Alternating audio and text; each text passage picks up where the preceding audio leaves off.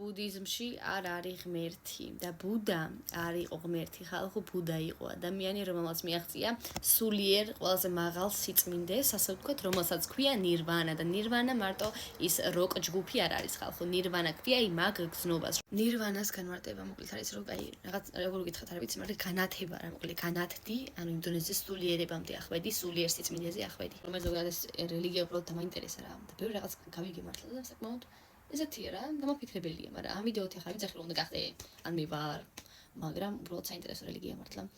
შეზღუდვები არ აქვს და ფოკუსი არის შენს მენტალურ ჯანმრთელობაზე უფრო, შენს სულიერებაზე, შენს პიროვნებაზე. და ალბათ ყველას გაინტერესებთ რა სახის ბუდიზმი, რა არის სიკვდილის მერე რა, ანუ რო კვდები, რა გემართება ადამიანს. მე მაგას არ ვეთანხმებ ხალხო.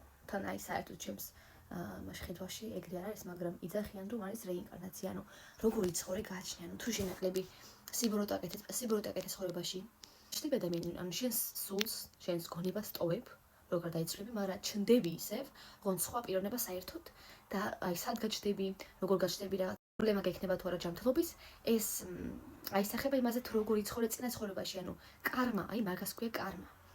ბუდიზმში შედებაზე, იმიტომ რომ ბუდიზმში არსებობს კარმა, კი, მე ხო ვიძახდი წინა ვიდეოში, კარმა არ არსებობს, ხო, ეს ჩემი აზრია ხო პირადული, მაგრამ ბუდიზმში ზოგადად იძახიან, რომ კი არსებობს კარმა, ჩვენი მოქმედებებით ჩვენ ვთესავთ, ასე ვთქვათ, ჩვენს მომავალს, ოღონდ ამ მომავალს არა, ანუ ბუდიზმში როგორ იცი, ანუ ციკლია.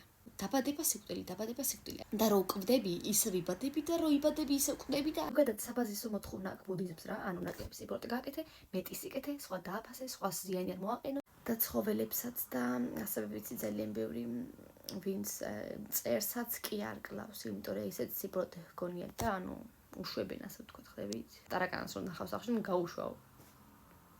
რატო აქვს ბუდას ესეთი პოზა და რა არის ჩაკრა, იმიტომ რომ ძალიან ახლოს არის ეს თემები.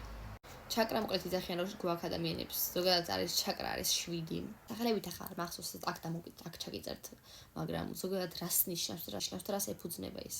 პირველი ჩაკრა ის საყრდენი, ანუ მიწასთან, ანუ მაგიტო ესეთი პოზა, მაგიტო ხარ ესეთი პოზაში, ანუ შეგიძლია მედიტაცია არის ძალიან კეთილი რაღაცა მართლა. არა მარტო ბუდიზმის პრაქტიკებში იყენებენ, ასევე ჰინდუიზმი და ზოგადად ძალიან ბევრი რელიგია იყენებს მედიტაციას. სიჩუმეს და შენ ფიქრებს კი არ აკონტროლებ, უბრალოდ უყურებ. დამკვირვებლების როლი გაქვს.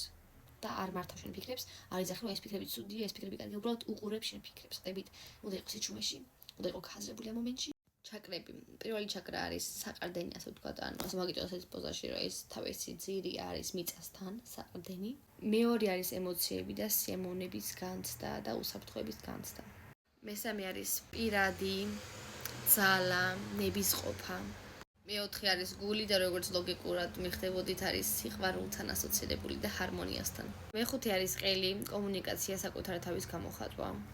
მეექვსე ალბათ ყველასთვის საინტერესო მესამე თვალი, ჩვენ ინტუიციაზე საუბრობს. და მეშვიდე მშვიდობა, სულიერება. ანუ მედიტაცია არის სხვა და ჩაკრების გასააქტიურებლად რომ მედიტირებენ, მან სხვა რაღაცები ხდება და ისიც კი ვიცი რომ მელოდიებიც კი აქვს ჩართული რაღაც ფონზე და ისე მედიტირებენ, ოღონდ გონებას რთავენ და რაღაც ფოკუსს ახდენენ, ანუ ეს ჩაკრები არის ჩვენი ენერგეტიკული ღერძიო, ასე ვთქვათ, ადამიანის სხეულში ენერგეტიკული ღერძი. მაგას ქვია ჩაკრა. ანიკურნებიან, ასე ვთქვათ რა, ანუ ფსიქოლოგიური მომენტი უფრო, მაგრამ ზოგადად რაღაც წენა თუ გაქვს, ანუ საკუთარ თავს ვერ გამოხატავ რაღაც ნიღბებს იკეთებ, ფოკუსს ახდენენ აი ამ მიდამოში. კომუნიკაციის მიდამოში ხო ხდებით? ეგეთ რაღაცები ხდება, თქმა უნდა 100% არ ვიცი ყველაფერი, უბრალოდ რა საბაზისო ინფორმაციაც მაქვს. მომიდა რომ გამეზერებინა თქვენთვისაც, იმიტომ რომ შეიძლება ბევრს დაინტერესებს ან დააფიქრებს, ან უბრალოდ ოდნავ მაინც წარმოდგენა ექნება და არ იტყვის რომ ბუდა არის ღმერთი და ყოვლის შემძლე. და ზოგადად აი საბოლოოდ მინდა თქვა, ვინც ამ ვიდეოს ბოლომდე უყურეთ საყოლ, თქვა რომ აი აზრი არის ის კი არა რომ გეშინოდეს ან ღმერთი ყავს და რაღაც, უბრალოდ ადამიანი მივიდეს იმ სულიერ მდგომარეობამდე, რომელსაც ქვია ნირვანა, ანუ გათავისუფლება, ანუ ერთგვარი თავისუფლება ყოველგვარი ტანჯვისგან, ფსიქოლოგიური და სულიერი ტანჯვისგან თავისუფლება. ეს არის ნირვანა, ეს